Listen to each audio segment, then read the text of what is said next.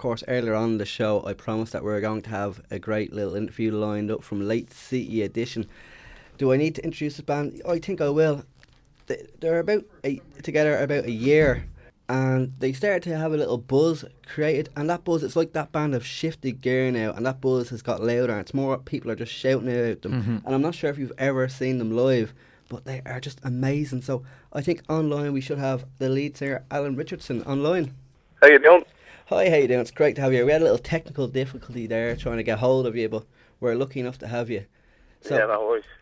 let's get straight into this interview. So Alan, how long have you been together? We were formed in 2011, Mm-hmm. and we've had a couple of line-up changes, but the group that's in it now have been together now since maybe the end of 2011. Yeah, and I think that's when I started noticing the difference in your sound. It really kind of all came together around. I felt like there was a big difference. Was it a new drummer brought in? We brought in a new drummer, Darren Gorey brought me in, and recently we've got a new bass player in, Chris Hogan. The songs just seem to be taking more of a structured route towards what they were in the first place. Yeah, you can really hear it. And of course, you call it Late City Edition. Where'd that name come from? It's a great name. David just mentioned how good of a name it was. Really good name. Yeah, I'd say, we were throwing out a couple of names around the studio to try, see what we'd be called, and it was not very great ones, but we were looking at a poster of another well-known band, and it has, in the small print of the bottom of it, Late City Edition. It's just, it's a brilliant name in fairness. Now, I was trying to think what best way to describe your sound, because it's almost like ocean colour scene, kind of oasis. Yeah, it's just rock and roll music with a hint of folk. Yeah, that is a brilliant way. The only thing I could think of, it was almost retro, but modern retro. It really sounds fresh and new, but it's like one of those things you always want to hear, but finally you're getting to hear it, and like it's like when you're listening to the Rolling Stones and you're going, imagine they released that now, what it would sound like. That's the sort of sound you have. Was there, like, did that sound just come together, or was there a plan, this is the way we're going to sound, or is that just what happened? Well, it just comes naturally. We're five like-minded musicians in the studio. We work together. We all sit down and write the songs as a group. There's no real individual songwriter. We all have our input, and it just seems to end up with that sound. It's nothing. We didn't sit down and intentionally write these tunes and this is the way they're going to be. They just kind of ended up that way. That's the way the air flowed when you were doing it. Yeah, like. exactly, yeah.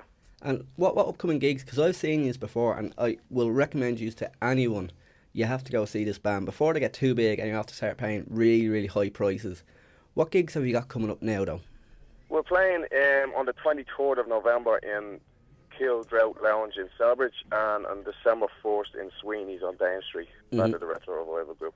And then our single will be released in February next year, so you can catch us then. But we've got our finger in a couple of different pies as well, and fingers crossed it'll explode in 23rd then.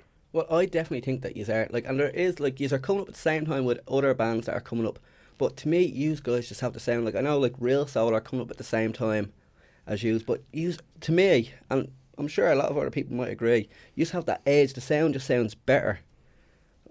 You know, well, it's just basically ballsy rock and roll music that, I personally think the music scene needs to change, and I think we're the wake-up call that it desperately needs and deserves. Definitely, it's almost like the late 90s again, where music kind of has went stale, and it's waiting for that ignition once again. There's too many cry for help electronic bands out there that needs a rock and roll band to light the spark again, That's Late City Edition. Of course, we're going to play the new song Sunday morning, but where what can you tell us a bit about that song? It was recorded down in Ringwood House down in Selbridge by a chap named Torlo. It was recorded over 2 days. It was mixed by Barry Murphy and mastered by Fergal Davis. It originally was a slightly different song that we set down as a group and chopped and changed, and the end result is what you hear today. And who's the main writer in that? Would it be yourself, is it? Or do you sit down as a band and...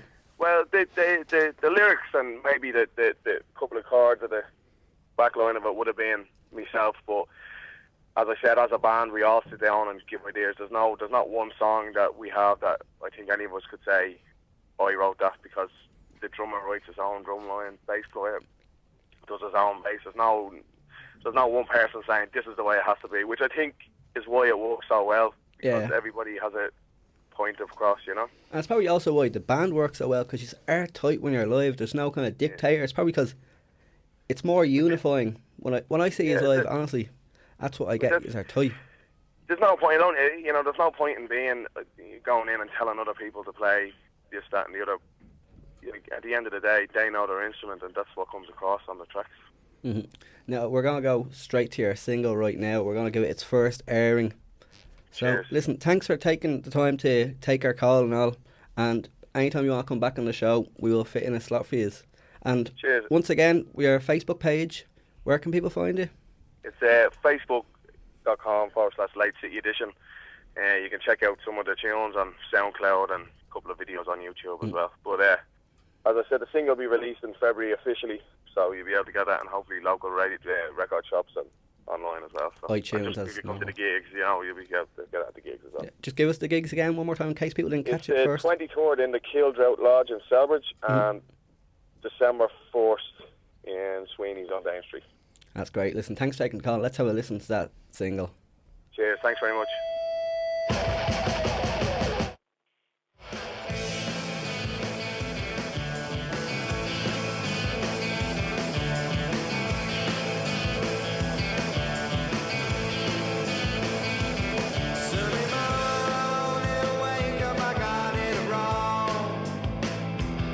From the treetops, you let me sing my song. See it in your eyes, you're gonna see right through. And I'm left alone to wonder what to do.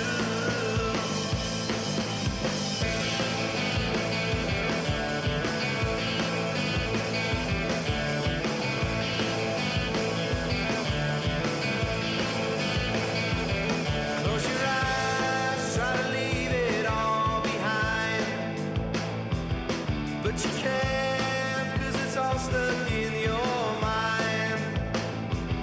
When the red flashes right in front of your eyes, and you're sick of all the hurting and their lies. Tell me who I am. Just can't tell no more.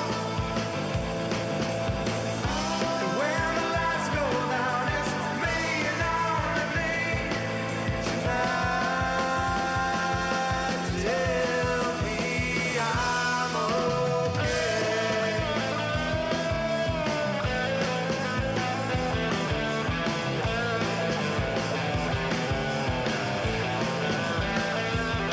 Come along, it'll take me by the hand as we trek across this dusty land.